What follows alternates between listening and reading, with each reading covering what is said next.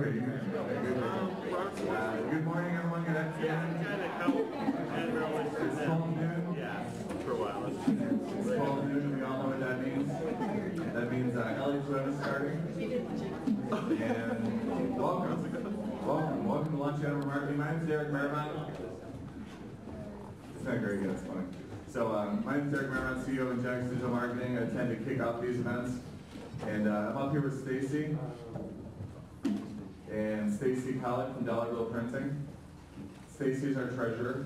And LA2M is a 501c3 nonprofit. And we're just glad to be here. There's a pretty big crowd today. I'm guessing there's some first-timers. Any first-timers out there in the crowd? Okay, welcome. It's about time. It's about time you did it. Obviously the topic intrigued you, right? How many of you newcomers deal with events? Yeah. Okay, good. Well, just so you know, we're here every Wednesday, okay, except for Jewish holidays and Christmas, I believe. But we're here, so be here. Join us. If you can't make it, you can watch on TV. Roger Rayle over there films at LA2M.org/live, and you can always watch it live streaming from wherever you are, which is very nice.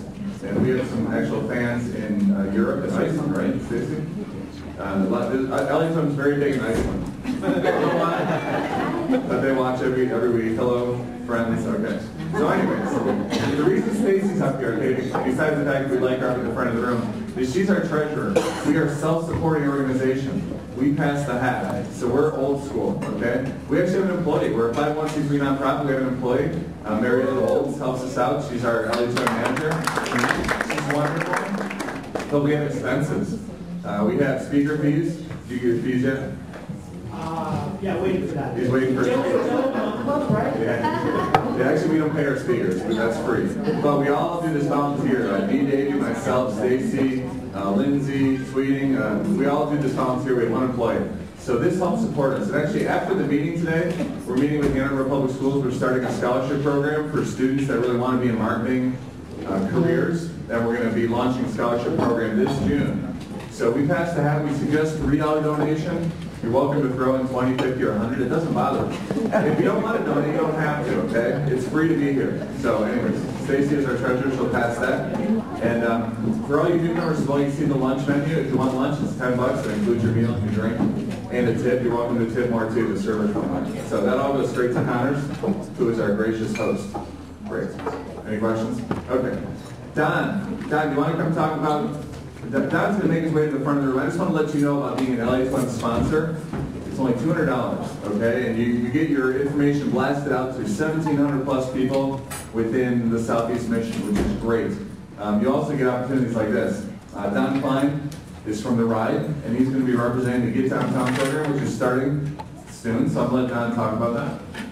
Hi everybody, I'm Don Klein with The Ride, and Nancy Shore can't be here for Get Downtown today, so I'm in her shoes. Really comfortable. And Get Downtown program starts Tuesday, May 1st. We have over 1,000 people signed up already throughout the community. If you use alternative transportation to get downtown, you can compete, win prizes. It's a really great event. You can bike, walk, carpool, anything but sit in your car by yourself to get to work. It's a great way to just participate and have that competition, healthy competition with friends and coworkers. Go to commuter.getdowntown.org for more information. Again, it starts on Tuesday. We'd love to have you participate. Thanks. I'll be in the back wall. Competition? Yes. Isn't there a competition? There is a competition. The prizes? There's lots of prizes. The grand prize is a Kindle, and you can also win $30 gift cards, $20 gift cards, all kinds of gift cards and things. But you can win a Kindle just by walking to work. It's really cool. So join and do something fun for the environment, but also rub it elbow with an employee and say, hey, I'm actually going to win a Kindle. So it's kind of cool. A lot of people this year are participating. People were helpful from last year, so it's great. Yeah. So come see me in the back if you have more questions, and Dr. Klein was right. Thanks. Boy, I wonder if the LA2M sponsorship had anything to do with your doubling the recruitment for this year. I think so. I think we have to look at raising our sponsorship rates for next year. I think 200 is too cheap. But it does go to a good cause, and we are a 501c3, so I think we'd like to do more. We'd like to do more tax-free deductions, right? Right. Donations. Right. So if you want to donate a larger sum, right? If you just came into some money, you can donate to LA2M and write it off. Yep. Right. And we'll give it to the kids. We'll do good things with it. So. All right, so that's that.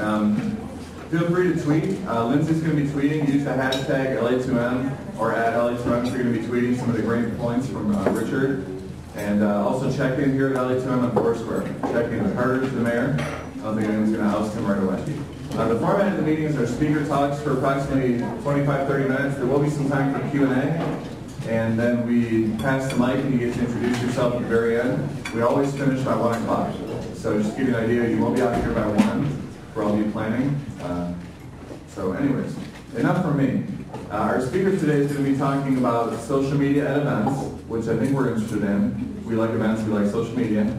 And his name is Richard, how do you say your last name? Retyi? Richard Retyi, like Yeti. But he's here. You don't have to just wonder if he's here. He's here.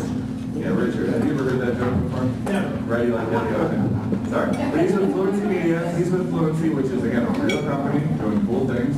And Richard's going to talk about using social media for events. So let's give him a warm round of applause. I'd like to welcome Richard. Hello. So I'll give you a little bit of background on myself first before I jump into events. So for 7 years I worked at the University of Michigan doing a lot of their athletics. I was their social media director, covering a lot of football games, gymnastics events, things like that.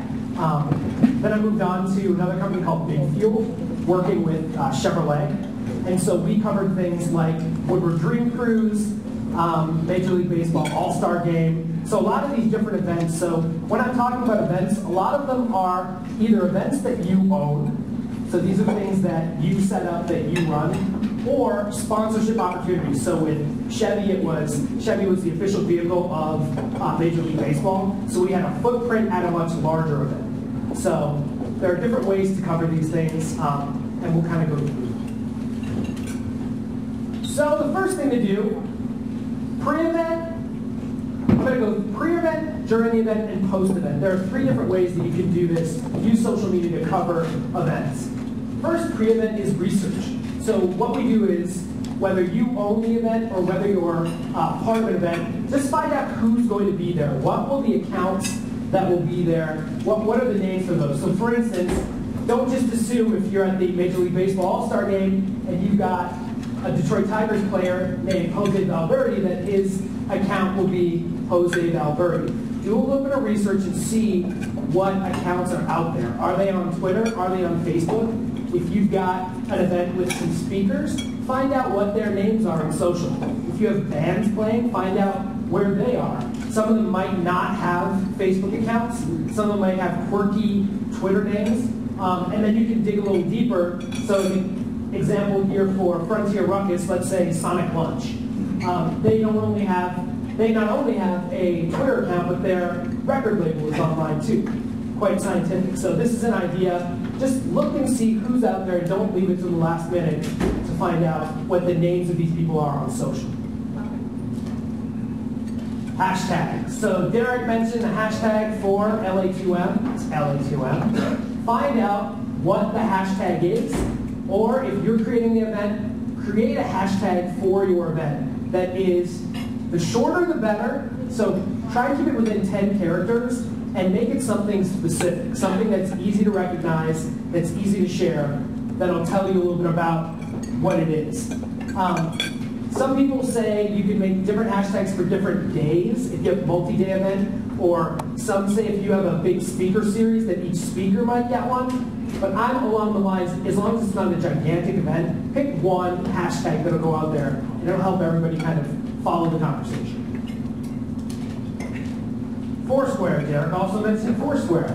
So getting into geolocation, this is an intermediate level talk, so I'll get into just some of the intermediate stuff, which is use Foursquare to either set up a venue if you are, let's say you're out at something, try and come up with an example. During art fair, let's say you have something set up, a stage or a booth, you can set that venue up in Foursquare. That way you can include a special with that venue. Or if it's something like this where, let's say LA2M is already set up, you can see tips around that particular venue. So seeding tips to let people know what's happening, who the speaker might be that week, things like that. setting up an online social hub is a great way to make a live event and to take all the social and bring it into one space. So what that means is, this is an example of what the Olympics are doing. It's hub.olympics.org, I think. What they've done is they've taken all of the athletes who are on social and have ranked them on the left on Twitter. They feature different athletes in social in the middle, and you can basically go and you can see all the different people who are involved with the Olympics, all the different teams. You can do something similar with your event. If you have a number of speakers, you can set up a little hub on your website where it can pull in all their data. You can include a widget which can pull in streams from their tweets. So if you have a bunch of people who are going to speak, or you have bands, or you have anything like that, you can actually pull in all of their feeds to show what they've been tweeting lately to kind of promote what's going on. You can put the itinerary on there. You can put any kind of hashtags. It's just a great way of promoting, using social to pre-promote an event that you will then continue to use a lot of that information for moving forward. And then get the word out, promotion. So if you've got a hashtag, if you've got a check-in, if you have accounts of people that will be there, get that out in the real world. We've noticed, we did this with Chevy a lot, it was great when we got somewhere and we had a hashtag and it lived in social, but it's a lot more effective if it lives actually on graphics or if it lives on the big banners that are there. We noticed that from the first event, which was the Major League Baseball All-Star Game in July, we did not work with the company who designed the posters, so the hashtags were not on. Come December, when we did the Army-Navy football game, hashtags were on all the things. We had accounts, we had a lot more cross-population for all the things for social, and we found that our impressions were a lot higher. We found that we just got a lot more reach with everything we were doing on social. So if you send out emails, let people know what the hashtag's going to be. Let people know who they can follow on different accounts. Try and mesh those two together to make the physical world and the social world come together. Staffing. This is during the event. So depending on how many people you've got available, it can go from one person on site doing everything, gathering info, tweeting, listening, doing all the tough work, to 2 or 3 or 4. Ideally, you want one person on ground, on site, gathering data, gathering information, taking pictures, handling that. And one person somewhere nice, climate controlled, sitting there and listening to what's coming through and helping that person that's running around like crazy.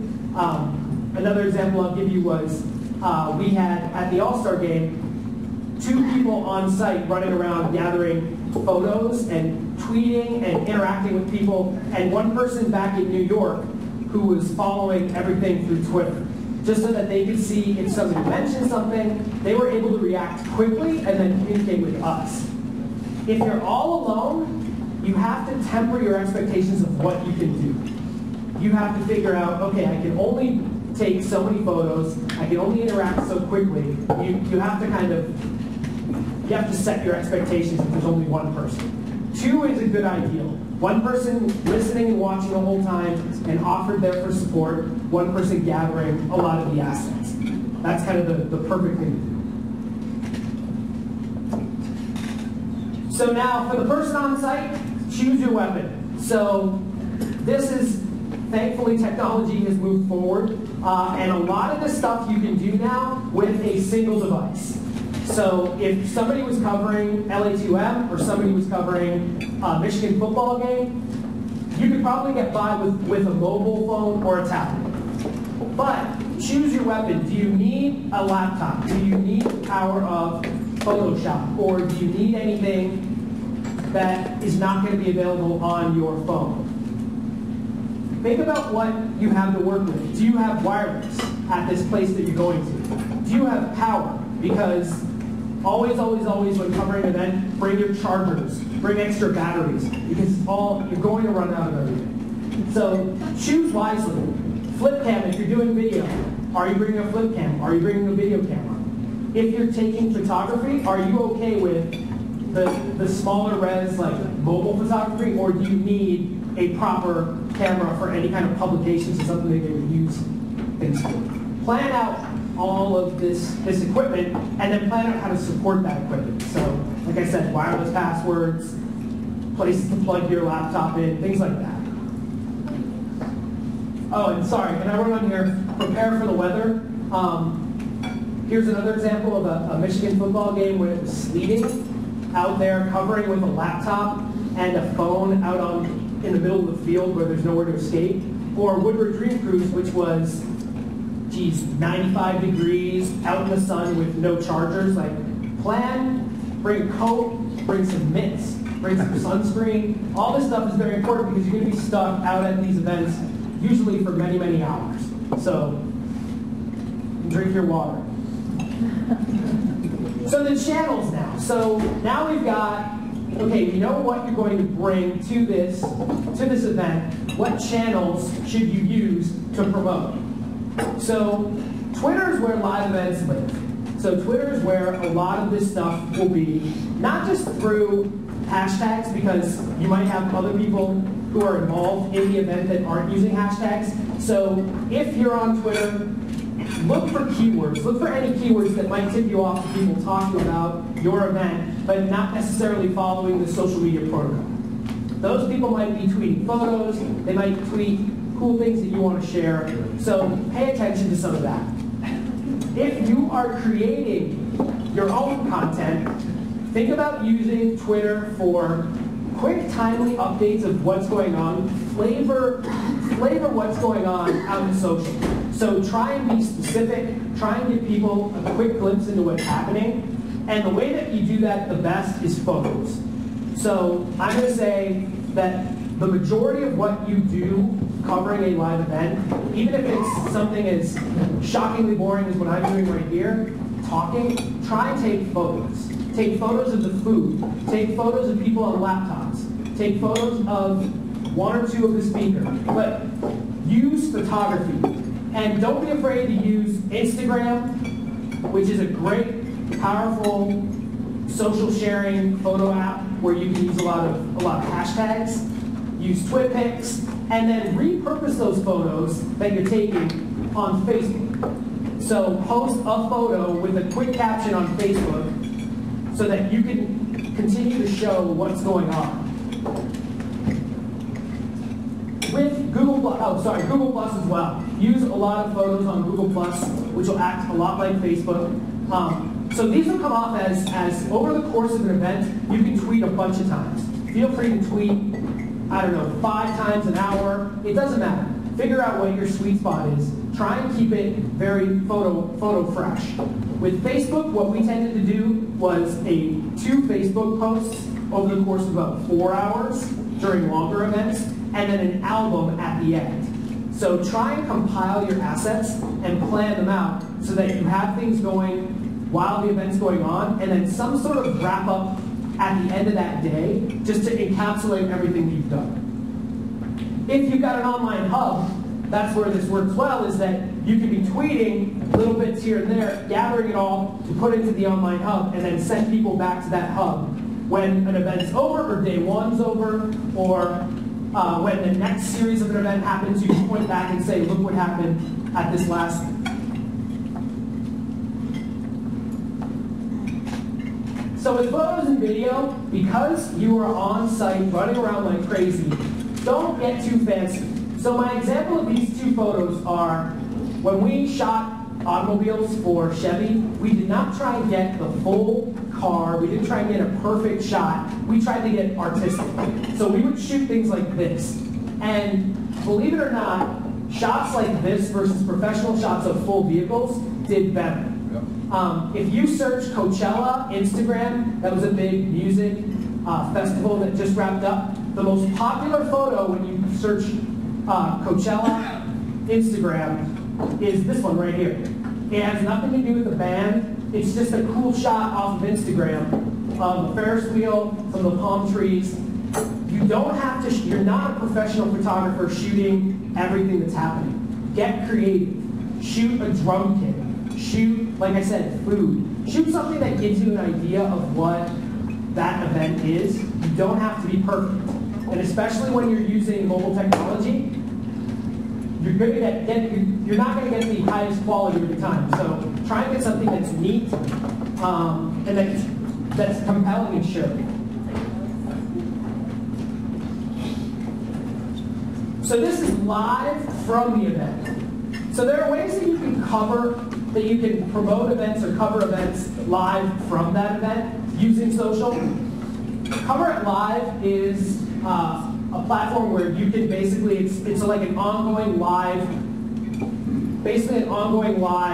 web chat. We use this for athletics a lot. We did it from hockey games and football games. People can interact that can't be there. They can ask questions. You can list the questions that you want asked and include them, or you can ignore others. You can do polls, things like that. Not for every event, but Cover It Live is an option that you might want to do to use it through social. Live video, as we have right here, is another option, another way to cover some of these live events. Or something like Google Hangouts has been used for backstage stuff. So I've seen different concerts where Google Hangout will be set up backstage, and the band will finish their set and come off, and then they'll chat with people online who are using this Google Hangout. So there are different ways that you can get a little fancier if you've got the technology, if you've got wireless, if you've got manpower, all these different things that you can use to help cover your event. Recreating the event offline, this is an interesting thing that I have not tried yet, but this is an example of, if you've got a music event, a way to recreate what's happening in one spot, offline on another.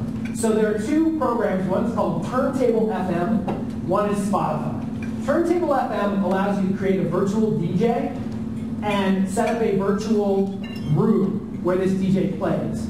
And the DJ will play all this music, and people can join the room and can plus one or request different songs. This has been used with certain DJs who've had shows where they'll do one offline, so if you can't be at the show, his virtual DJ will play a room, and you're invited to go to that room and listen to the exact same songs that are playing in live time in this other place. So it's kind of a neat thing for music enthusiasts to try. Spotify is another one with, hopefully most of you know what Spotify is. You can create playlists and share them. This has been used also to, if you've got a music event or any event where music surrounds it, to create this playlist of songs and send that out through social so people can listen. If you've got, Mitten Fest did it, which is a big multi-day festival in Woodruff's and Ipsy. They sent this long playlist of all the songs of all the bands that you can follow that would be playing. So they sent it out in advance, and you can listen to all these songs and get excited about some of the bands you might be hearing. Last bit for the event is physical presence. I'm a big fan of not just having social live in social. I love some sort of physical manifestation. This is to display tweets. I'm sure most of you have been to an event where there's a big board and it displays tweets that are using, somebody uses a hashtag and it pulls all those hashtags and starts displaying whoever's tweeted about it. It's a great incentive to get people to use the hashtag because they want to see their names. They want to see their little avatar on there. The only drawback is that there is some moderation involved, just in case somebody gets a little cute or inappropriate. But I love seeing them at events, especially people do them before events. So when the speaker's not talking, they'll just put it up and it'll run through. And it's neat because you can see who you're around. You can say, oh, hey, this person's here, and you can kind of snoop around. So I love this as a cool way to do it. Post-event. So one of the biggest things to do is make sure when the event's over, the event's not over. Take everything you've done and put it into some sort of a post-event wrap-up. A blog post is probably the easiest. I would say if you're going to do a blog and it's possible, do a photo-heavy blog as much as you can to put all the photos that you've gathered, any kind of Q&As you can come up with, put something together so that what you can do is the next time you do this event, you can push people to that post and say, this is what's happened. This is what happened last time. This is what you can expect. It gives people more incentive to show up to the event that's coming up. So using WordPress, using Tumblr, anything like that, just to give people an idea of what's happening. You can also use Storify. I know the Detroit Free Press uses Storify a lot. If you check them out, it's basically a way to go online and pull from hashtags and keywords, pull all these different things that were said in social, and create a narrative.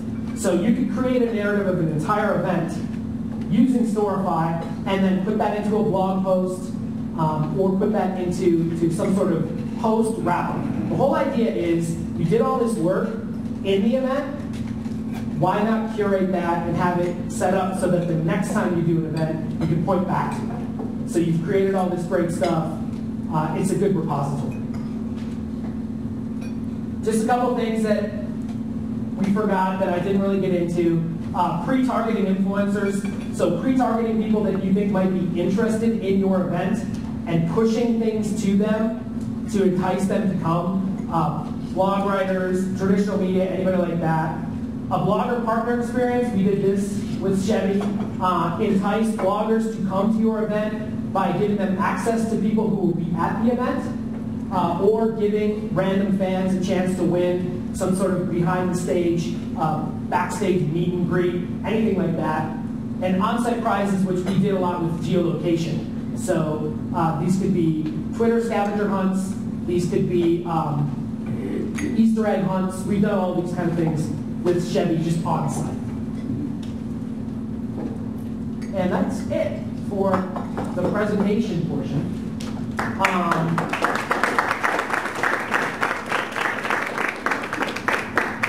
We have time for some questions. Yes. So you want to put your hand up and I will bring the microphone to you. I actually have a question. Sure. Since I have a microphone. What about post-event success metrics?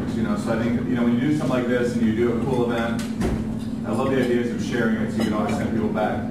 What can we tabulate so that we can show the client or use as a case study for the future, show to, principals, things like that? So the number, I don't know why I thought I was on mics. The number one thing that we look at are impressions to start with. So how many impressions did your hashtag get? How many impressions did your account get? So we had, I'll give you an example. We had a client who had a membership meeting a couple months ago. And what we did was we tracked how many impressions their hashtag got, how many impressions their account got, and then we got deeper into how authoritative were the people who were retweeting, who was the most authoritative of that bunch, and we just we came up with all these numbers of, so it was something like, for a 2-hour event, I think we had 300,000 impressions, something like 52 engagements, which retweets or app replies, things like that. So just to get an idea of the spike for that particular thing. And then we went into what were the most retweeted, tweets, things like that. And then with photos, which photos were most important. And then on Facebook, it was the same thing. So some of that ported over to Facebook. What was the engagement on photos on Facebook? But impressions was number one. Impressions, engagements, those are two of the high number levels. Who else has a question? Steve, here's Steve. Richard, you talked about using integrated marketing and using hashtags on posters and banners and emails. What would you recommend and suggest that we use to integrate the content that's been generated at the event post-event? So how can we repurpose some of the event-generated content afterwards to create some additional onward marketing? So let's say you have e-newsletters, physical publications, maybe a monthly, something monthly that gets sent to members, or you've got your website. Any of those things that you have, you can integrate. So if the next e-newsletter lists out all the things that happen with links to particular places to find them. If you have a magazine, let's say you put out a member magazine, you include photos from the event, especially user-generated photos, to say that person X took this picture at our latest, whatever the event happened to be.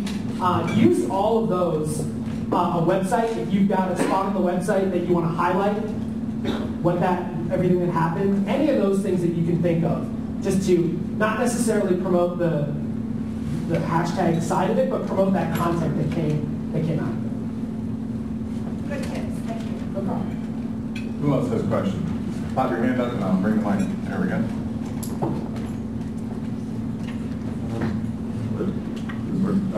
So what sort of approach do you take to pick which channel is most appropriate for a given event? So Twitter's kind of your standard. If you've got Twitter and Facebook, I would use both. It's more of a frequency thing than a.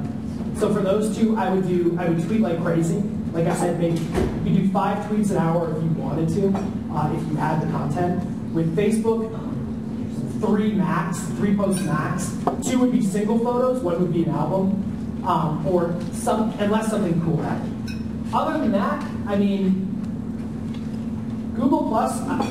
I've never used Google Plus for an event yet, but Google Plus would work similarly to Facebook. Past that, in terms of like, I wouldn't live cover on Pinterest. I wouldn't necessarily, you could throw something up on Tumblr if you have a Tumblr. I wouldn't necessarily do a quick one-off blog.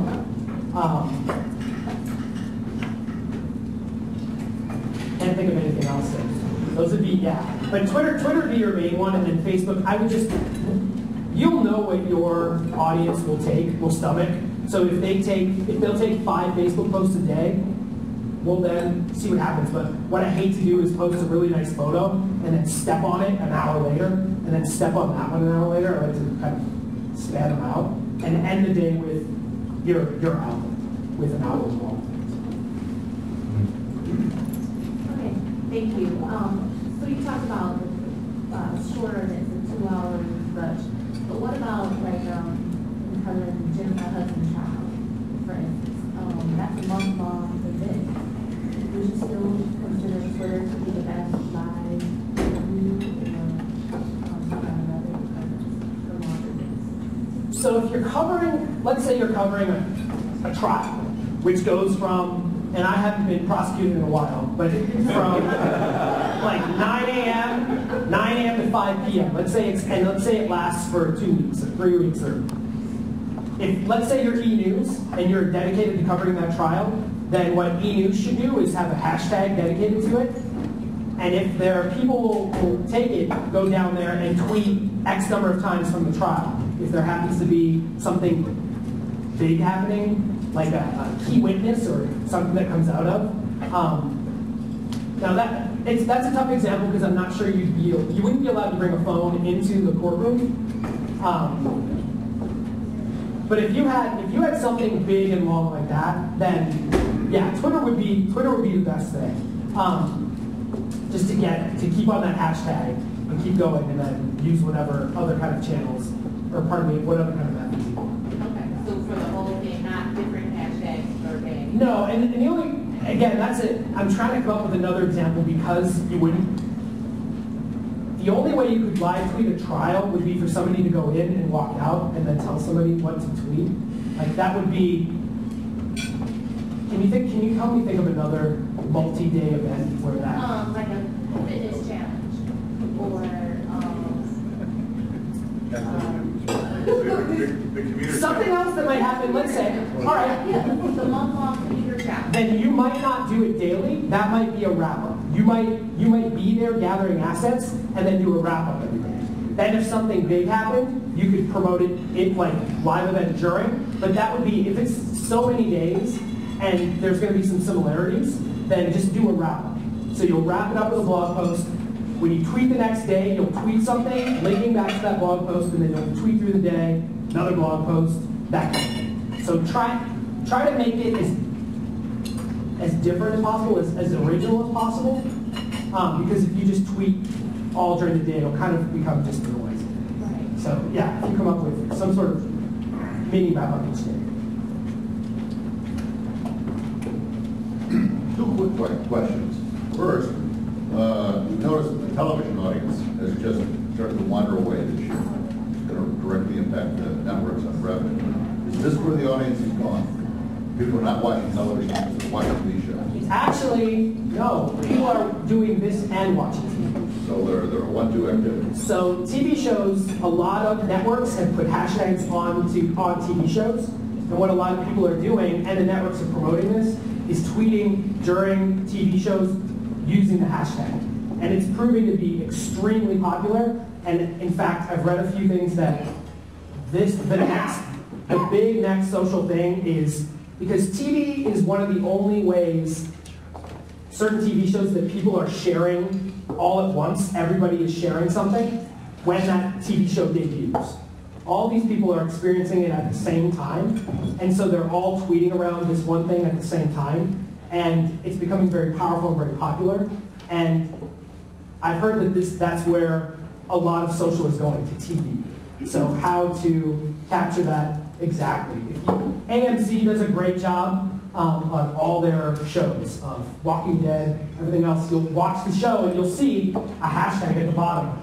For reruns of 30 Rock on Comedy Central, you'll see a hashtag of the name of the episode. So a lot of people have, I forget what the stat is, have their device in their hand while they're watching. That was such a good answer, I'm not going to ask my next question. But it's interesting, that's actually one of the only incentives to watch live television, is that you can have that shared experience. Because I love DVRing it, but how good is it for me to tweet Mad Men 3 days late? And I like the episode hashtag, it's a great idea. Or you accidentally read a tweet and then you ruin the quote. Right, exactly. Yeah, so some of my events I live stream, I put QR codes up. What do you think about doing that on, at least if you have video or photos, to include a QR code to send them to a landing page where they can have some more information? QR codes are good. I would say that that's more of an advanced technique, not because of the code itself, but because of where it goes. So you have to think of what your goal is for the QR code. If it's to send somebody to a mobile site, mobile landing page, that mobile landing page better be good. Because there's nothing I hate more than doing a QR code and getting sent to a website which is not optimized for mobile, or getting sent just to general Facebook to like a page. I need something there, and that's pretty technologically advanced to get. You need to get a developer to set up a nice mobile landing page. There has to be a reason to do it. So personally, I don't like QR codes, but there are some groups that have come up with a good way to hit the QR code. It sets you up to a nice mobile landing page that offers you something right away, and then clicking on that. So, yeah, if you can make the experience worthwhile, go ahead. But if you're just going to QR code to a website, beware, because you're going to make people angry.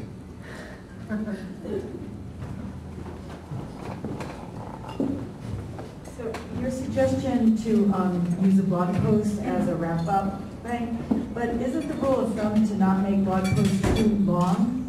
And so then, like, I don't see how to do a wrap-up blog post but not have to be long if it's a big event. Can you give me an example of an event that you might? Sure. Well, I'm sort of more not your typical event, but let's say I do a cooking class with a lot of recipes, a lot of photos,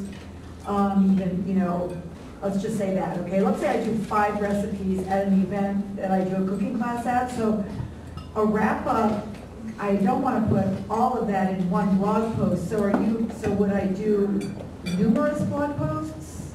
But then it's not one wrap-up. So I would think of, in putting together a blog post like that, I would try and introduce the class itself, the people that were there, the recipes that were involved, and include images of some of the most scrumptious dishes with links off to the recipes. So can the recipes live on your website somewhere? Yes. Link off. Don't include all the ingredients. Do a super link off, and then at the end, kind of close it. So it's like intro, 4 photos, outro. And that's all you need. And then each of your links to all your recipes are there. So try not to, yeah, you don't have to include everything in there, but that would be a good way to do it. So you can show some of the great dishes, still link off to the recipes, but still explain what it is. And then include whatever your next event is. So the next time is blah, blah, blah, blah, and then a link off to that.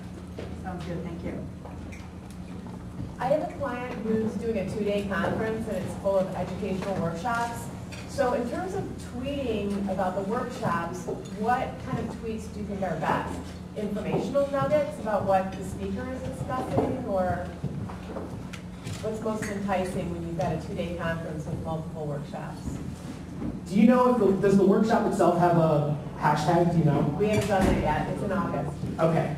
So if let's just say let's say that there is a hashtag for the whole thing. For a giant event, it's good to use the hashtag to link to a website or an itinerary, like a schedule. Every once in a while, to put that out there.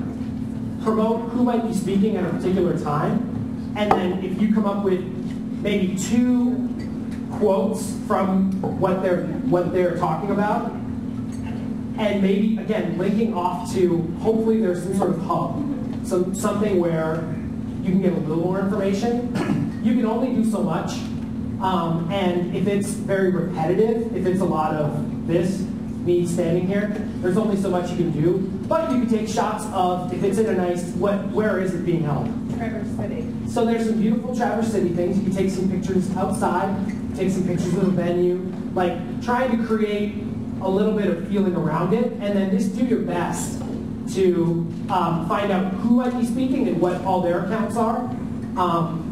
And listen to what people are saying, because other people might be producing content for you that you can just retweet. So, will you be responsible for covering the whole thing? Well, I'm going to be working with someone who's going to cover it. Okay. So, yeah, I would just pick your spots, do your best to flavor it as best as you can around, and then listen. Just keep listening to what people are saying. All right, we have time for one more question, which is right here from David. I don't know if you addressed this earlier and I just missed it, but do you have in creating blog posts for an event that you mentioned photo heavy, do you have a preferred like photo album site that you use, like Flickr or Picasso, or what do you find to be, especially where you can add fun captions and stuff like that? I just wondered if you could talk about that a little bit. Flickr works. I like Flickr best for photo slideshows. So if you've got a ton of photos that you want to include in a blog post, then I like Flickr the best. But if you can't do everything, or if you don't have 20 photos, you've got 5 or 6 highlights, then I'm just as good embedding them in a post with captions too. You mentioned Instagram. Yeah, Instagram works great too, just on its own platform, and pulling photos out of there and putting them in the blog is pretty cool. And Instagram lets you, if you use Instagram, it's really hard to take a bad photo because you can put so many screens over them. So kudos to us who can shoot photography. All right, one last quick question, because I'm just curious. Have you been in a situation where you needed Wi-Fi and haven't had it, and do you have any good guerrilla Wi-Fi solutions for being in remote locations? Okay. Woodward Dream Cruise, I needed to send 35 photos to somebody for a Facebook album, but there's no wireless.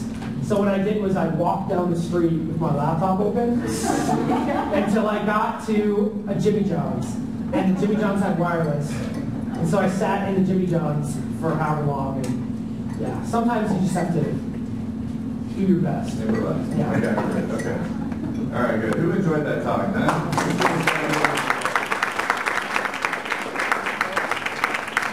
And that is the type of caliber speakers we have for all you newcomers. See, look at this. That was really, really good. Okay, so now we do introductions. This mic is a little bit sensitive, so make sure you kind of talk into it, okay? But don't swallow it, because we couldn't hear you. But just talk into it like this. Okay, so if you please stand up. Sorry, was that rude? I didn't mean to sound rude. Don't talk into the mic. Okay, so anyways, you give us your name, your company name, and real quick if there's something you need. And try and do it in 10 words or less. Okay? We have 15 minutes to get all the way around the room, okay? So respect others, and we'll pass the mic. We'll start here with Lori Dahl, who very happy you made it today. It's been too long. And please stand up and there we go. All right, it's giving away my name, which I was going to keep secret. I'm with RFD Insight, Lori Dahl. Thank you. Thanks, Lori. Ryan Jordan with HookLogic. And if you don't mind me saying, I came here because we're having a big grand opening later in May for our new office down the street, and so I was looking to maybe do some live coverage and social. So keep an eye out for my tweets if you want to get involved. Lila Gisleson, Lindsay's Living Group. We help companies with trade show marketing, and we design and build and manage trade show events. Hi, Jane Delancey Design, and we do graphic design and website development for marketing. Stacy with Dollar Bill, a local digital print shop, and I wanted to start to give a plug for the UEP conference that's going to come up June 1st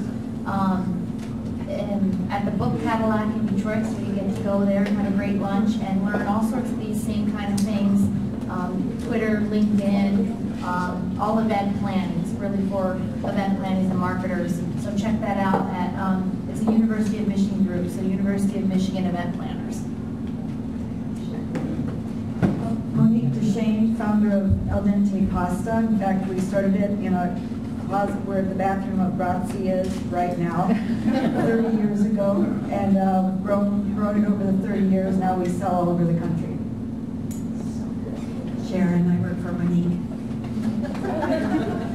Hi, I'm Alex Tuska. I'm from the Michigan Eye Bank, and I work in community engagement over there and manage social media. I'm Chris Dempsey, and I'm also with Michigan Eye Bank. Amy Ma, doing a website for children's literature publication. My name is Greg Bentel, and I work with Spring Arbor University, a Christian liberal arts university. And we have 20 learning sites throughout Michigan, as well as online, where we specialize in values-driven education. My name is Tasha Moore, and I work for Martopia, which is a strategic marketing and public relations firm, and we work with clients nationwide to help grow their business. Hi everyone, I'm Kendra Curl with Keller Williams Realty, and if you're interested in selling a home, there's a huge demand for houses, so come see me. I'm Loretta Friend from Detroit Public Television. We promote on air, we produce videos, and we have an HD production truck for rent. I have worked at a Portland and Robert Science Regional Chamber. Hi, I'm Steve Krupinski. I'm with Michigan Radio. Speaking of events, we have two great events coming up. June 23rd, Ira Glass, the host of This American Life, is going to be at the Power Center. And if you're a fan of storytelling, we're welcoming the Moth Main Stage, which are some of the best storytellers nationally and Michigan storytellers. And that'll also be at the Michigan Theater on June 28th. And you can get tickets either by going to our website, michiganradio.org, or the Ann Arbor Summer Festival website. Hi everybody, this is Jim Usegiel from Knowledge Digital. We're a web and mobile development company right here in downtown Ann Arbor. Hi, Tom Crawford, mobile app development business. If you are trying to learn how to cook or know somebody that needs to learn how to cook, you can check out one of my apps called Viz Chef, V-I-Z-C-H-F, and it will teach you how to cook. Hi, my name is Mary Hagenberger. I'm the event manager with Ann Arbor Spark, and we have about 6 monthly entrepreneurial events that we do with community stuff. Hi, I'm Claire Hughes. I'm an independent marketing, communications, and fundraising consultant, and I work with nonprofits and small businesses to increase their revenues.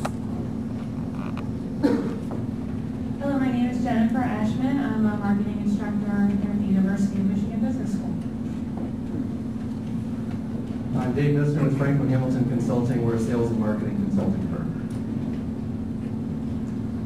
Joseph Allard. I am with Split Partners and the Divorce Expo. Split Partners is a divorce and share service. We produce the Divorce Expo, and Christine will talk a little bit more about our program and our needs for a couple of resources that we have.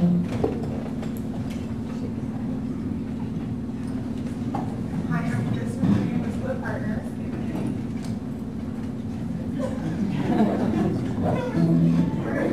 I'm Martin Smith with ASI Worldwide. We help companies figure out how to make money with social media. I'm Doug Lamb with The Ride. I won't go through the whole spiel because I did it up there. So theride.org for questions or commuter.getdowntown.org for Commuter Challenge sign up, participation, questions, a whole list of prizes and everything. Thanks. Hi, I'm Jody Jernigan. I'm a grad student at the University of Michigan School of Information where I study social computing. Hi everybody, I'm Erin Stratus. I'm also a student at the School of Information and I'm studying human computer interaction. I'm Tim Chilcote. I'm social media manager at Fluency Media, and our speaker Rich is my boss. I'm Dave Bardellis. I'm a freelance writer, and I mostly write about beer. My name is Edward Feaster. I'm an Apple consultant. The company's name is Kaoni Technologies, and I need all the web, social media help I can get, so that's what I'm doing. Hi, I'm Angie Jenkins, and I work at Blue Cross and Blue Shield of Michigan. Amongst other things, I blog on our corporate website, healthiermichigan.org, that you guys can check out health and wellness tips. And also AJ Health Coach, if you need to get healthier, I put daily fitness and wellness tips out there as well on Twitter and Facebook. Hi, I'm Lisa Radwick, and I'm a marketing professional, new opportunities, and my specialties are consumer product marketing, brand development and management, client relationship management, and brand and art licensing. I'm Kyle Manson. I'm the Community Engagement and Social Media Manager at Arbor.com. And I'm Roger Rayle. Boy, we've got a lot of time left. I guess I can talk a long time. Anyway, I'm going to Ignite Detroit tonight, and I have room for two more. Anybody that wants to carpool to see me afterward. See what else is coming up. There'll be some things at the beginning of May I'll cover. Hi, I'm Dennis Skupinski. I do sales and marketing. I also help Roger out with the video. I'm Bob Shannon, and I'm a CPA in Chelsea, specializing in helping growing firms with their accounting and tax needs.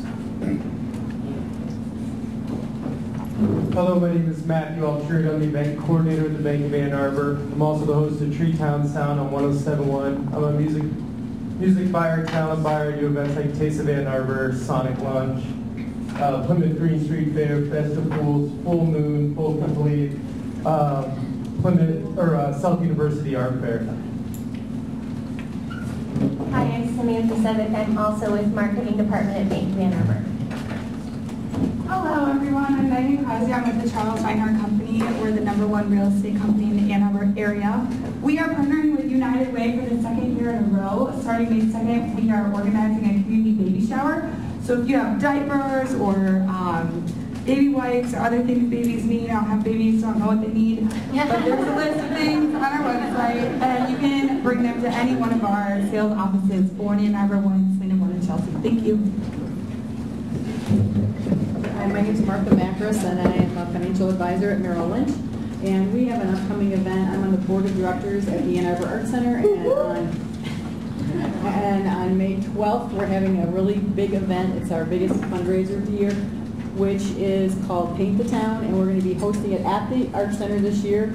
And we're going to, so people can see the Art Center, see it kind of in action, what people do. We're going to have some artists doing some activities during the night, and then we're going to be tenting the back parking lot here for the rest of the event. So it'll be a fun night, auctions and things, and it is a good cause, and it keeps kids and adults. Most of where our money goes to is kids and adults, you know, for scholarships, people that can't afford to pay for their own classes. So it's a good cause. So hope all of you can attend. Hello everyone, I'm Tom Blusick. I'm a student in the EMU Search Marketing Program, and I also intern with Ross at Hi, I'm Lucy Busek, graphic designer and web developer for LA2M. Hi, I'm Ross Johnson. I'm with a company called 3.7 Designs. We make these really cool clickable pictures that you can use to access information from your computer or your phone. We call them websites. I also host WordPress Ann Arbor, which is actually tonight. It's a free event for anybody who is interested in WordPress, uses WordPress, wants to learn more. Please see me afterwards. Hi, I'm Mary Lou Olds. I'm manager for LA2M.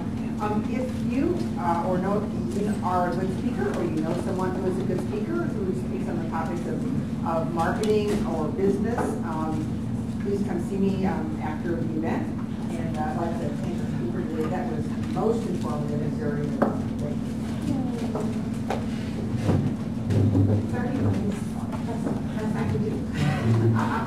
Leslie McGraw, social media advisor and writer with Let's Go. If you need help telling your story or getting the story out about your business, I can help you move forward with those goals. Let's go. Start words. Hi, my name is Jasmine Mullen. I am the project manager at Ingenix Digital Marketing. Hello, I'm Lindsay Blackwell. I'm the social media director at Ingenix. Hi, I'm Carter Sherline from Press Studios, commercial editorial portrait photographer, and I beg to differ that the professional photographer always beats Instagram. How much Photoshop you do? It's true, but you're expensive. 10 words or less. D. Davey. I help companies grow their business. Hire me. I'm also the voice of Lunch Ann Arbor Marketing. And next week we have Brad Mann from Xbox Live Advertising at Microsoft. And Brad is coming to talk about interactive advertising and how gaming is changing the game in advertising. See us next week at LA2M. Derek, any closing words? Thanks, Dee. Thanks, everybody, for coming. See, 2 minutes to spare before 1. But yeah, we're in a company called Ingenix Digital Marketing. We're just a couple doors down. And we're having our scholarship meeting right after this, right? Because we're going to be planning the scholarship giveaway for the students. So thanks to everyone who threw money in the hat. Thanks for coming. And big thanks to Richard. Let's give one last round of applause.